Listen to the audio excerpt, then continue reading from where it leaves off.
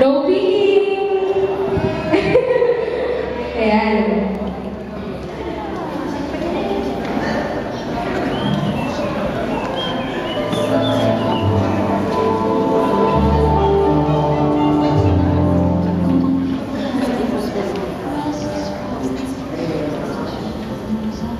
Nakapikit na lahat? Oo, may nakikita pa akong ulat eh. Actually, na-time ko. Kaya may nakikita. Okay? Nakapikit na lahat? Okay? 3, 2, 1. Pwede na magmulat. OFW campuses.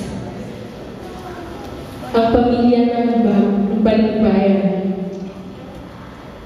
Isang araw, pagkagaling sa church, nagkita-kita si Aida, si Lorna, at si Faye. At nagpipicturan sila.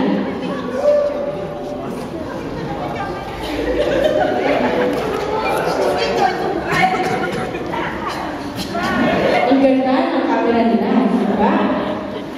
At pagkatapos nun, nag-usap-usap sila dahil malapit na ang Pasko.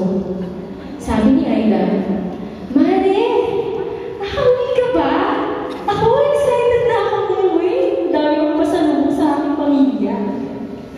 Sabi naman ni Lorna, ano ba yan? Wala na akong uuwihan sa amin.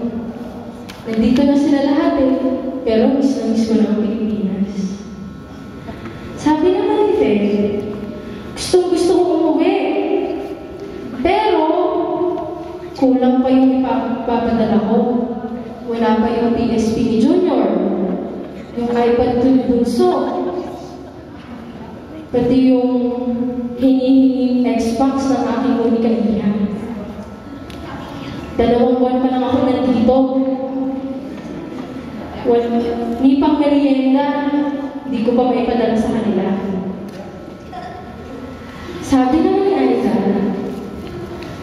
okay lang yan. At least makasama kanila ngayong Pasko. Diba? Diba?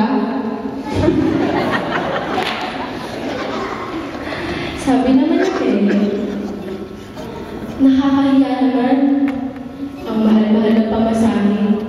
Tapos, sila pa magpapakain sa akin doon. Wala pa akong pasalubong. Unless na lang, kung ibibigay mo sa akin yung papasalubong ka. Sabi naman ni Lorna, sabi naman ni Lorna, kung gusto mo, sagot ko na airfare mo. Ngunit tumanggi si Faye. Airfare lang? Wala akong pasalubong na kasama. Airfare lang talaga? Airfare lang? Yun na. Okay. Pero, hindi pa rin talaga ako makakauwi. Sabi ni Faye.